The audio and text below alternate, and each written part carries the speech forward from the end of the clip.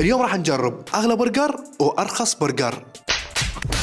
وهسه تعالوا نجرب الفئة الأولى اللي هي الرخيصة، اللي دائما تكون أسعارهم من الألف إلى الألفين، ودائما المطاعم الرخيصة تكون نفسيتهم طيبة بس مو كلها. وهسه تعالوا نجرب البرجر الرخيص. مبدئيا شكلها حلو وكذلك حجمها ممتاز، بالنسبة لشكل اللحم حلو، وبالنسبة لسعر هاي السندويتش 2000 دينار. وهسه تعالوا نجرب ونقول بسم الله.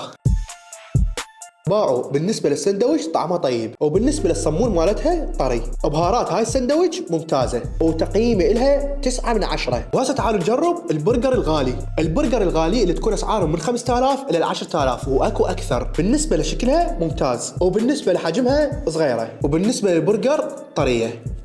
وهسه تعالوا نجرب ونقيم هاي البرجر.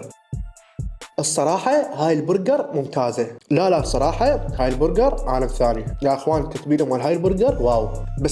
بس الرخيص ما قاصر، هم طيبة وحجمها اكبر من هاي. بس السعر مقارنة بالحجم شوية مبالغين بيه. سعر هاي السندويتش 5.5. انطيها تقييم 8 من 10.